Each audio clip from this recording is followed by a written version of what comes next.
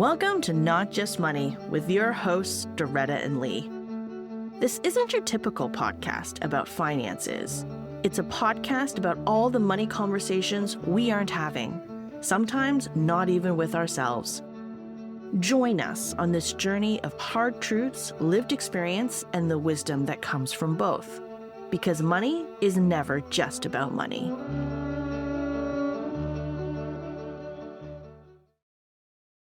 Welcome to Not Just Money with Doretta and Li. I'm Doretta, I'm Li. and today we're talking about stories, specifically the stories we tell ourselves, because stories matter a lot. They shape the way we understand the world and our place in it, and more than that, they affect the decisions that we make. And this is especially true of the stories we tell ourselves about money and our relationship to it, and our ability to make it, our ability to spend it, and how we manage it. And here's the thing, we don't even know we're doing it. Most of the time, we aren't even consciously aware of these stories. We've absorbed them over so long a period of time, we just don't even know where they come from anymore. Now, you may wonder why we would want to talk about this. I mean, what difference does it make? Oh, wait.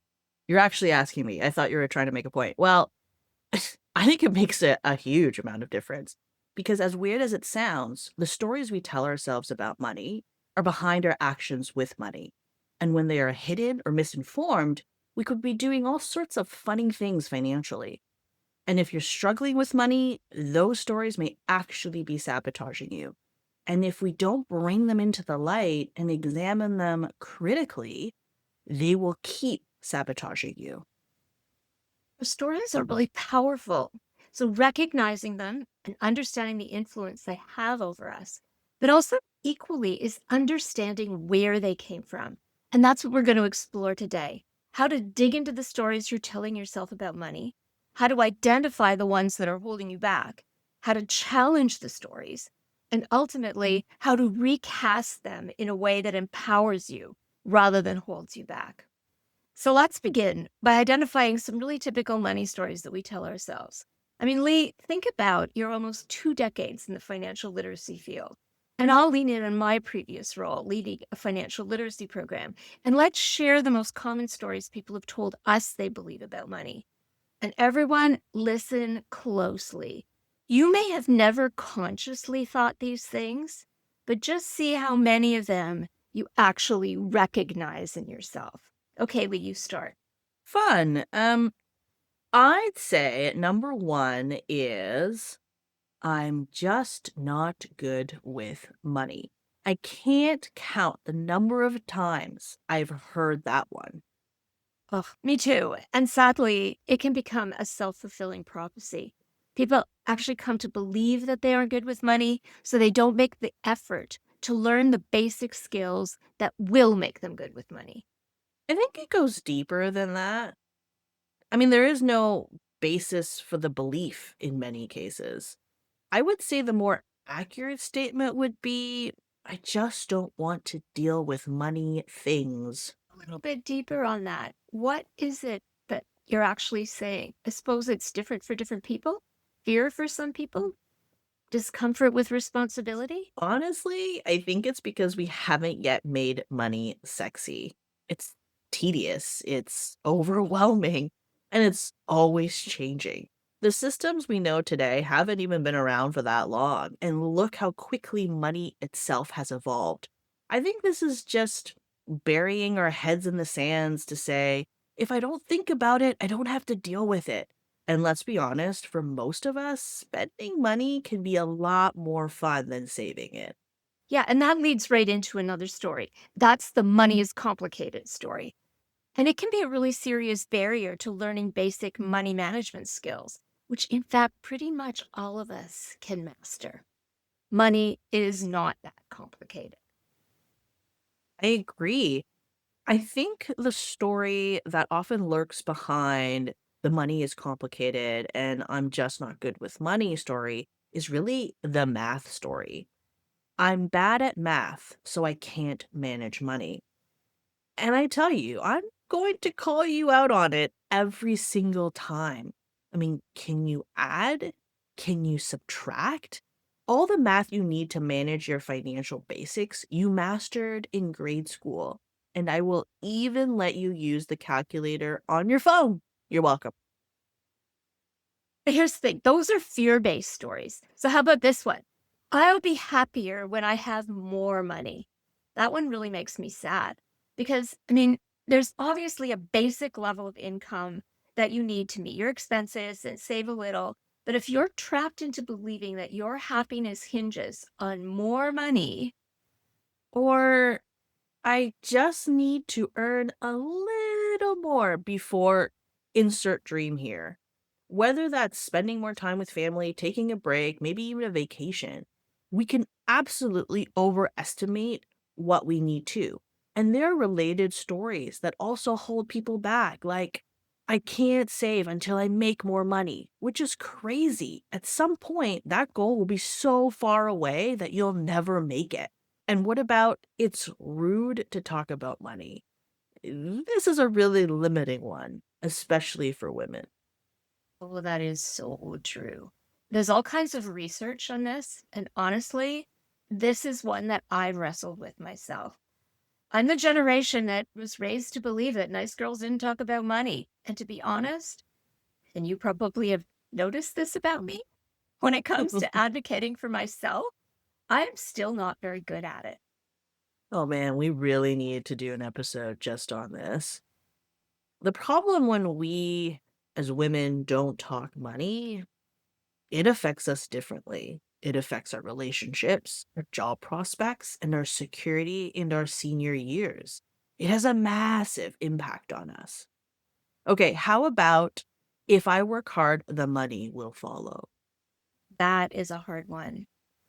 And I think there's a generational aspect to it.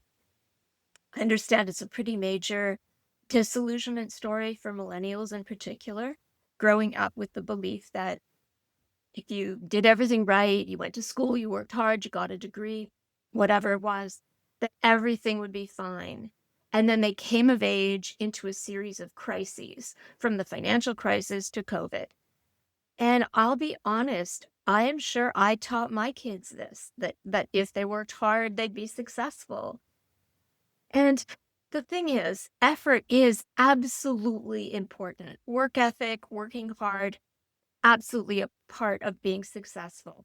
But there are so many other factors: opportunity, luck, the whole real world crashing into you.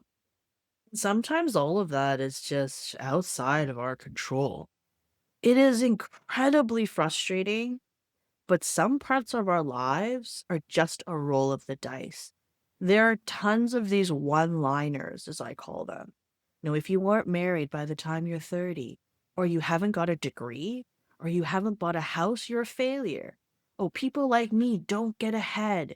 No one in my family has ever succeeded at whatever. The stories go on, and over time, they become who you are. I think we can stop there. There are a gazillion little stories whispering in all our heads, whether we realize it or not. And a lot of them are not good stories for you. Now, it's one thing to realize that the stories are there, and I'm sure our listeners get the picture. But the next thing to ask yourself is, where do these stories come from? I mean, do I really believe this? Why do I believe it? Where do you think they come from? That is such an important question because these stories have many sources, and many of them started forming way before you were even conscious of them. We absorb from our families, packaged up with our favorite traditions. Some come from our community, like school, faith communities, workplaces, organizations we belong to. Some are rooted in experience, our own or people we know and are close to. Yeah. I think the point is to figure out where they come from and to ask ourselves why we believe it and whether they're actually true and still meaningful. And that's the way we can actively choose the stories that'll serve us well and question the other ones to see if they need to be reinterpreted or just let go of. Whether we are consciously aware of it or not, every one of us has stories we tell about ourselves, about how the world works, and how we fit into it. And we create these stories ourselves without even realizing it. It's a way of weaving our experiences into something that makes sense because we have this overwhelming need to try to make sense of the world and to fit inside it. And in today's world, there is a lot that just doesn't make sense. Without waxing too philosophical, I think trying to make sense of the world is one of the defining characteristics of being human, don't you? I mean, maybe I guess. I don't know if that simplifies it or complicates it. I've never really thought about it like that. Think about it like that all the time. But here's the thing, the stories that we create really matter because they don't just make sense of what has happened to us, they also provide the lens through which we see the world. So they give us a sense of what to expect. And that's where you can get into the territory of self fulfilling prophecies. What do you mean? If I see the world in a predominantly negative way, I will have a tendency to interpret everything that happens to me in a negative light. And more than that, I will actually expect that things will, on balance, go poorly for me. So this is one of those glass half empty versus half full moments? I like the Oscar Wilde thing about this. Between the optimist and the pessimist, the difference is droll. The optimist sees the donut and the pessimist sees the hole. But think about it. Facts themselves are neutral, okay? The typical half full 200 milliliter glass holds 100 milliliters. That's the fact. But how I see it, whether I see it as half full or half empty, gives it a meaning beyond the objective fact. And whether I see it as half empty or half full will make a difference in how I act. There's a nice simplicity to that. Do I feel safe because I still have half a glass? Or do I feel at risk because I only have half a glass? But I often see it as more nuanced. What your mindset is before you see that glass matters. So if I'm dying of thirst, it's probably going to be half empty for me. If it's a beautiful glass of expensive wine and I'm sitting somewhere in the fall weather, I probably will see it as half full. It's not like we see everything half empty or half full every time. I think we can see different things with a different lens. And being able to recognize how you're seeing something, that's probably the hardest thing. I think that's true about specifics, but I suspect that the deepest stories can be pretty pervasive and they shape our behavior generally. Like, do I see myself as competent, lucky, appreciated, lovable? How I see myself matters hugely because it's how I see the world and it's how I interpret what's happening to me. And if my answers are negative, I'll actually start to believe it. I'll come to see myself as incompetent or unlucky or unappreciated or unlovable. Yeah. Or if I see myself as bad with money, Exactly. It becomes true, or perhaps truer. If I believe that I'm bad with money, then I'll see my money decisions as bad decisions. So every decision I regret, whether it's a big one like a payday loan or a small one like a subscription I forgot I had, that becomes proof that I'm bad with money. And if I'm bad with money, there's no point in trying to change because I'm always bad with money. because that's all we end up seeing. It's like having blinders on so that even when there are examples of you being good with money, you don't notice them, or you dismiss it, or discount it, or just explain it away as luck or good timing. Or you would actually frame it in a way to make it look negative. This is so true about the stories we tell ourselves about our relationship with money. I mean, do I deep down believe I'm bad with money, that I can't learn to manage it effectively? Do I believe I'll never have enough and so must always scrimp and save? Maybe there's just one thing I don't feel confident with, and that is tainting the whole topic for me. Or maybe someone told me I couldn't do it, and that becomes my narrative. But it doesn't have to be your narrative.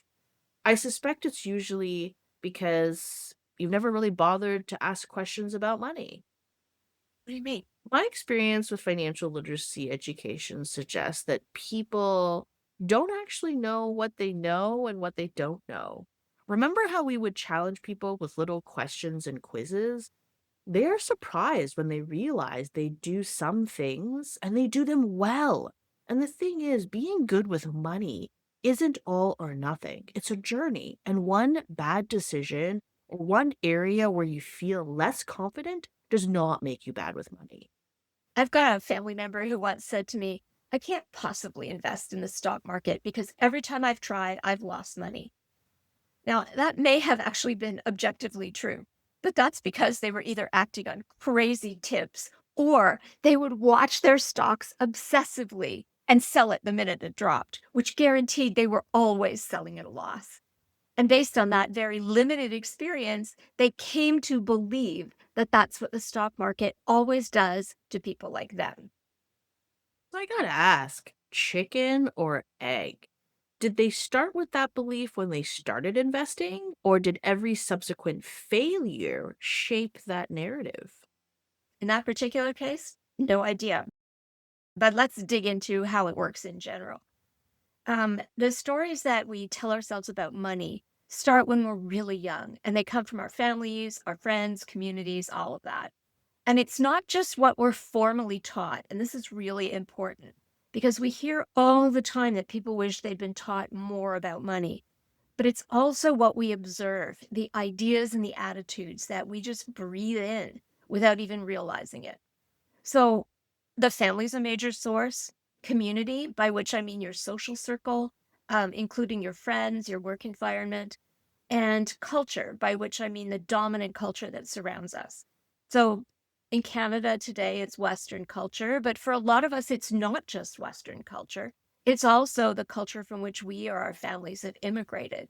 But regardless, it includes marketing, which has been around for a long time and just gets more and more and more sophisticated, and also social media, which has really turned everything completely on its head. So let's start with family. What are some of the money stories you absorbed when you were growing up? Huh, that's an interesting one. The big one, uh, in my family, I think it was that if I wanted something, the only person I could really depend on is myself. And it's probably a lesson that I've completely absorbed. It's tied directly to my mother's story. My mother ended up being on her own here in Canada with my father back in China.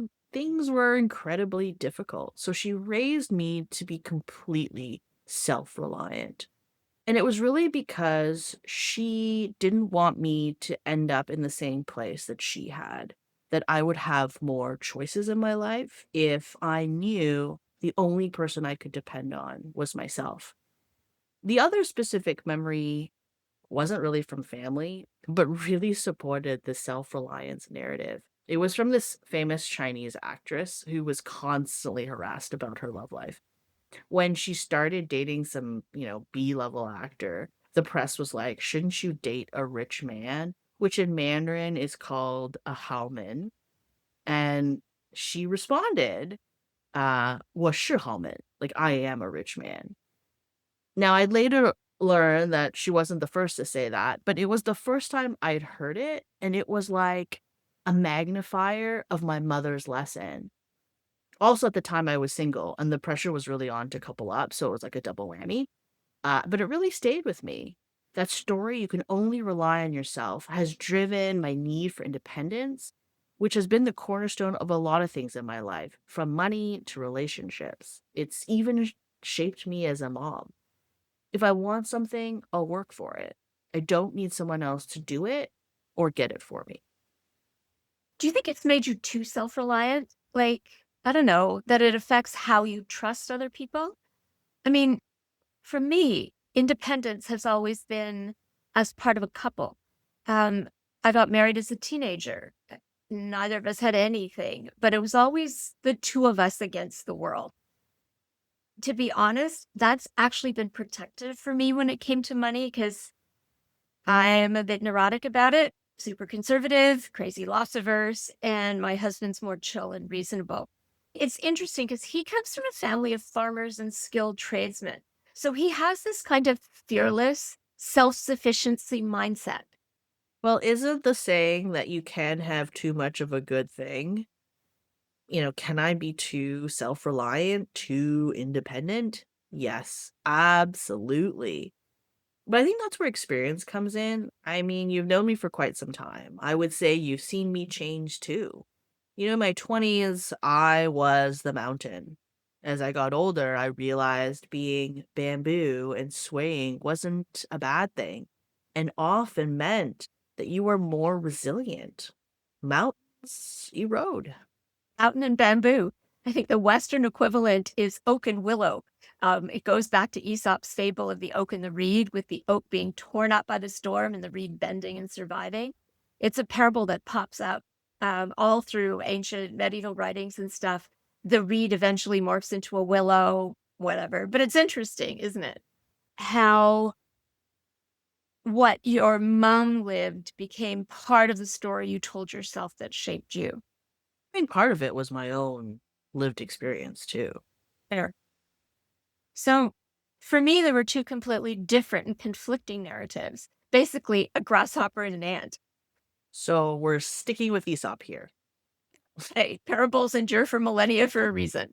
So my mom came from a huge and very poor family in Nova Scotia. We're talking like 19 kids living in a house that had been given to them by the church. Okay.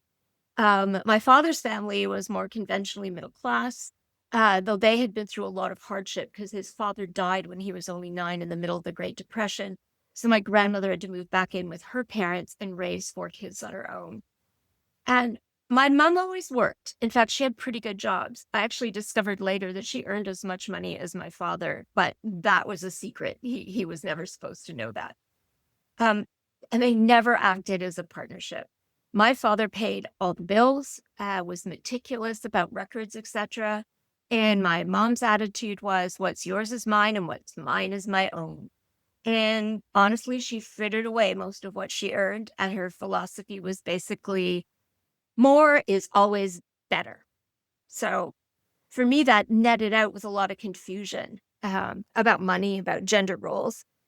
And I think deep down, I accepted traditional gender roles with men as the mainstay wage earners, but at the same time had this really strong belief that I could get a good education and do any job I wanted to. It was a really weird kind of in between world. When I got married and I was only 19, halfway through my degree, my mother in law actually said to me, "So you'll quit school now?" Because the only reason for a woman to go to school was to get a husband. And I had one. And one thing I'll say about my own mother, she may have been genuinely bad with money, but she was passionate about her daughters getting good education and building their possibilities. No flippin' way. First of all, I can't believe someone said that to you. But the second part of your story I found really interesting is that your dad didn't know that your mom made more than him. I think that that's really interesting, even in today's context, right? Like, there's definitely gender roles assigned to income. And I think, and I can speak from a previous relationship, that there was a moment where I was earning more than my boyfriend at the time, and it really bothered him.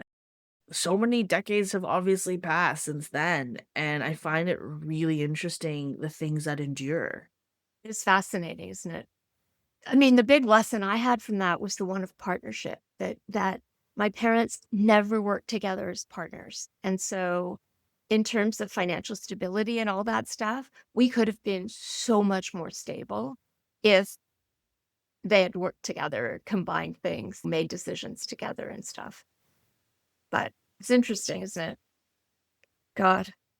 Anyway, yeah, that was actually a pretty common belief for that generation that women only went to university to get a husband.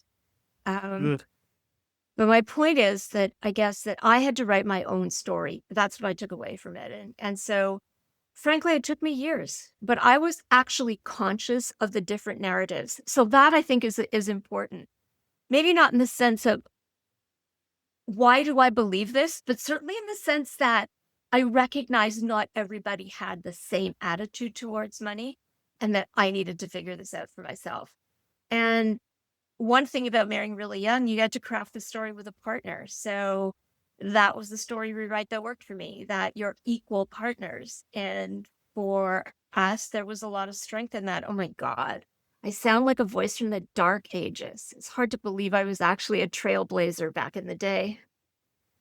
But do you think that kind of thing holds you back? I mean, for me, my particular philosophies of extreme independence made me seem kind of hard, tough. It definitely burned some of my earlier personal relationships, friends, boyfriends, family for sure. I think it can. I really do, especially for women who allow themselves to be subsumed into relationships. Personally, I don't think it held me back. I had to work through a lot of confusion. But I think in the end, for me, the security of being partnered really young was actually empowering for me. And I think you were really lucky because sometimes partners can grow together and sometimes they grow apart. So I guess you picked the right partner. Yeah, sheer blind luck. It was hugely lucky. And that's a whole other story. Well, I really like who I am today. So I can't say that I regret much of my journey so far. And I am generally a glass half full kind of person. Maybe I've lost opportunities and relationships, but I bite my thumb at them. I have learned that how I see myself and how I craft my story is my choice. And my opinion on that is the only one that matters. Bite your thumb at them? Yeah, Shakespeare, Romeo and Juliet. I feel like on this cleanish podcast, that would be a literary way of giving someone the middle finger. I thought this was going to be another one of those profound Chinese sayings I get to add to my list of things Lee has taught me. Not this time. Okay. Not to mention being embarrassed that I did not recognize a Romeo and Juliet quote, but there you go. So, okay. We've had a look at how family shapes the stories. And I think that is the source of our oldest and deepest stories. And probably the most dramatic. Yeah, and probably the most traumatic, how they shape our initial beliefs about money and pretty much everything else. So let's take a step back and look at community, the friends and the colleagues who influence our beliefs and continue to shape our stories. I think our childhood friends provide our first glimpse at stories that are different from the ones we absorb from our own families. The most impactful memory I have is realizing all that I didn't have. I went over to a classmate's home to work on a project, and these were my have not days. And these folks were definitely in their have moments. I remember seeing their room, their everything beautifully curated decor, and how they ordered Mr. Sub for lunch and it was delivered. I had never gone out to eat at a restaurant at this point. This was one of my first notions that I was less, that I had less, and ultimately that I was different. I mean, till I was almost 10, we lived in an apartment in Naval Mary Quarters. Everybody lived in exactly the same kind of space. So there was no status issue there. It just wasn't there. I didn't learn about it until my dad left the Navy and we moved to Ottawa. And it was a pretty brutal lesson, very much like your experience with your friend. I was in a gifted program in a school in a wealthier neighborhood than the one we lived in. And I really felt inferior. I remember one friend in particular who lived in a very cool postmodern house. And somehow we always went to her house. And I said to her one day, "You don't like my house, do you?" And she said, after this long pause, "I think you deserve better." And I can't tell you how deeply that comment cut me. I was maybe 15, and it made me feel inferior in a really fundamental way. And I carried that story and the belief that I was never quite good enough for a very, very long time. I'm so sorry. That's so hard. I mean I get it. Those were moments when we were really vulnerable, impressionable young women. young girls who didn't necessarily have the foresight that we would have our today. Yeah. That was then. I think we should also say something about the impact that our current friends, our business colleagues, and other people we hang out with regularly can have on us because they also really affect the stories we tell ourselves and the way we see the world and our place in it. And that includes what we see of their lives on social media. Ugh, yes, absolutely. And this is why I ultimately quit social media. One of the things that seems to be innate to humans is status. We are always comparing ourselves to other people, and that can be so dangerous. It's funny, I'm trying to think of a time where I've felt peer pressured into doing something I didn't want to fit in. Okay, I mean, these days, it's mostly to go out past my bedtime. Yes, I do get peer pressured for that. Honestly, I think I was cured of ever trying to fit in because elementary school was so awful for me. Okay, I'm gonna share this hugely traumatic story that I've actually never said out loud. So this would have been, I don't know, grade 6, 7.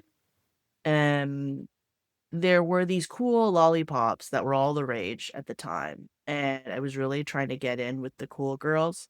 So I brought lollipops that I had maybe gotten from Halloween or someone had given me, and I told one of these girls that I had lollipops. So she came to take one and realized it wasn't the right brand and then declined. I mean, politely declined, but declined.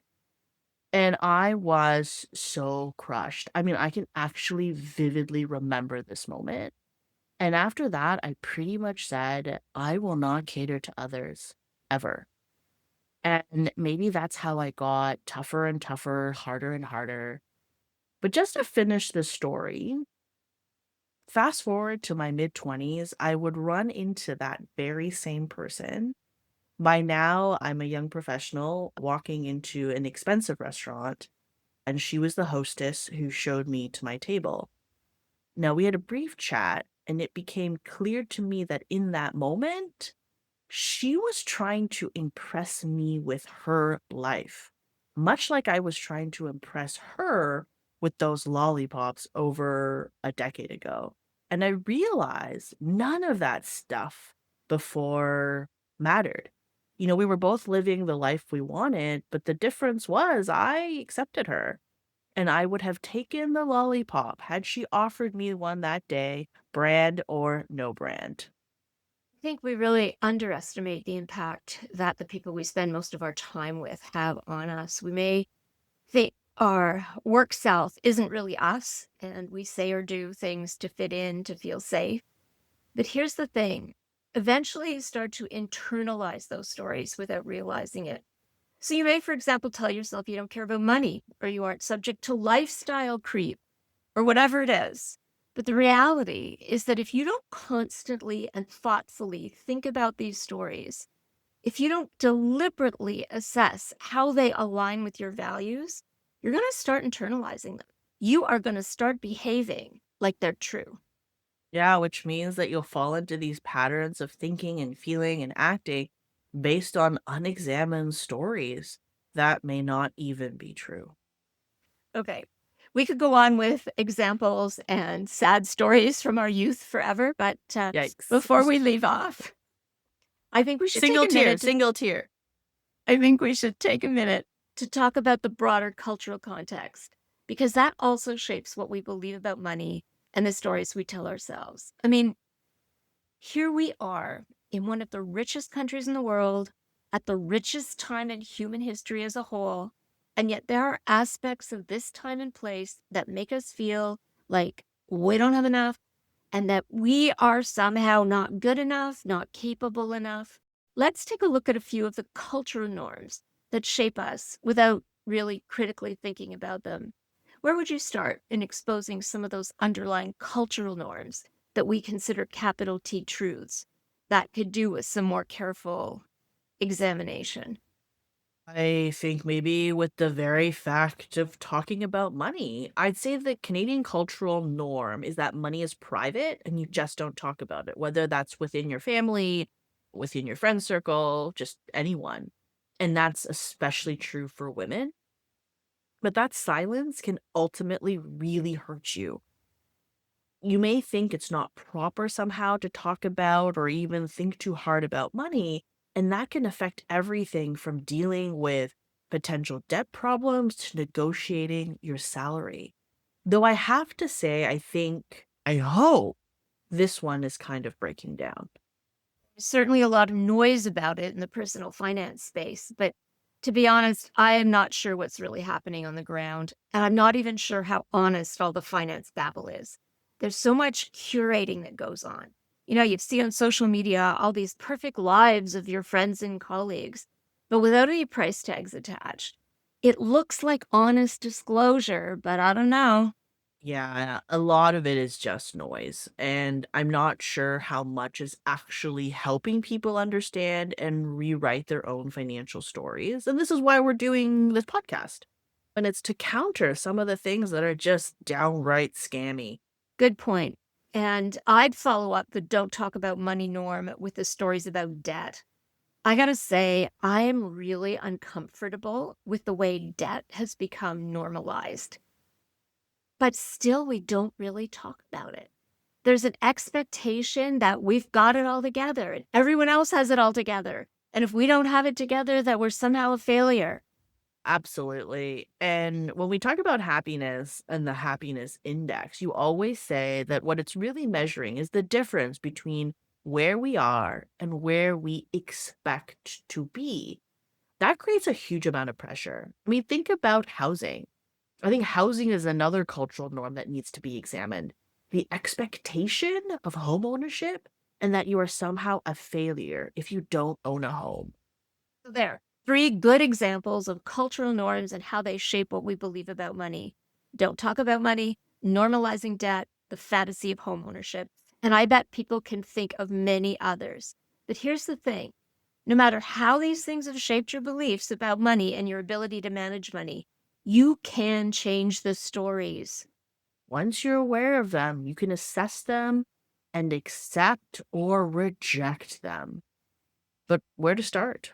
For me, and maybe this is because I spent some time in therapy, but that's a whole other story. It's about Yikes. paying attention to the whispers in my head, like dragging them out in the open, taking a cold, hard look at them, and then asking myself, where does this thought come from? Is it really true? Will it always be true? Where would you start, Lee? I'm a big believer in journaling.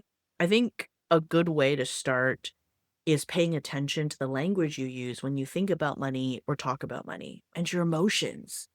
The negative stuff is always, always tied to fear. So I write about what scares me, what worries me, and I even write the question, why do I believe this? Sometimes asking the question is enough to jolt me back to reason. Because remember, money is never just money. That's why it's especially important to understand your emotions. How do you feel when you pay your bills, when you agree to go out with your friends, even though you can't really afford it? When you think about what you're saving for, when you splurge on something that you later regret? I'm all about writing this stuff down and examining the words I use. There's a whole lot of truth to be found in the words you use to describe your emotions around money, and oftentimes I resolve the issue in the very same entry. But it's not only the bad things I journal, I also journal all the highs too. It helps to keep me even minded. Like that, especially because the language you use is the product of the stories you've absorbed. So remember, we said that stories become the lens we understand the world through. The glass objectively holds 100 milliliters, but half full or half empty is how we understand it. So if we want to change our story, there's some reframing that has to happen. Take the facts and think about them in a different way. And actually, I think that is the important second step, reframing. I'd agree with that. I mean, reframing is so important.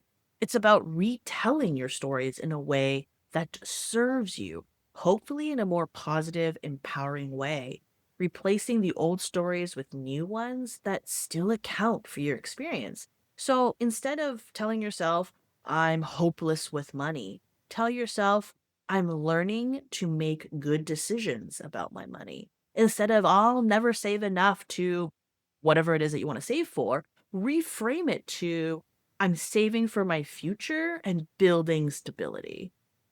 And notice how you're doing that. The words that you use, you're actually switching the emphasis from the past to the future. That's really important. Remember the bear in the cave. What? What bear? What cave? It's one of the examples I read somewhere. I think when I was reading about evolutionary psychology, that when our ancestors were attacked by a bear that emerges from a cave, they learned to be very careful about caves. Didn't we live in caves? Not ones with bears in them. That's the point. This is not a stock market analogy, okay? It's not about staying away from all caves, like my relative and the stock market. It's about exploring caves carefully. So our past experience remains our past experience. It's the objective truth. We still got attacked by that particular bear from that particular cave. And we have learned that we need to be careful about caves. But what we learn depends to a great extent in how we see the world. We want experience to lead us to a wiser future. Okay, check. No caves. But that leads us to our final step, doing positive things to reinforce the positive stories you want to tell and to celebrate the wins. That's my personal favorite. Deliberately mark every step. Make it part of your story, a proof point. Because the more your story includes proof that you are, in fact, able and capable to manage your money, the more you will be able to continue to do it. And you will come to believe in your power to manage your financial well being. And I would add to that, keep learning, read credible sources, stay with us, and build the learning into your story because knowledge is power, the power to control your financial well being. So, Li, 3 key learnings from today. All right. One, the stories we tell ourselves matter, especially the secret ones we hold tight, afraid to examine too closely. In fact, the unexamined stories, the silent stories, can be the ones that can be the most powerful. They are a kind of lens that affects how we see the world and our place in it. They are a voice inside us that can spring us forward or hold us back.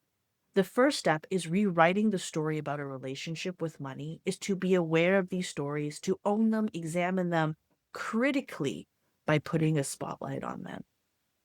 Okay, 2, the roots of the stories we tell ourselves are very, very deep.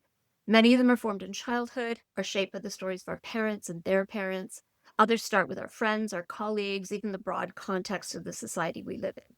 And we carry those stories of those who came before us, even if those stories are lost to us as formal narratives. But we owe it to ourselves to examine them, to understand how they're affecting us right now. We owe it to ourselves to challenge our interpretation of the stories and to reframe them in a way that empowers us. Because these stories are not our destiny, not unless we let them be. You have the power to reinterpret and reframe your story. Even if you believe right now that you are not good with money or you don't deserve success, whatever story you tell yourself that feeds into some sort of imposter syndrome, you can absolutely change that.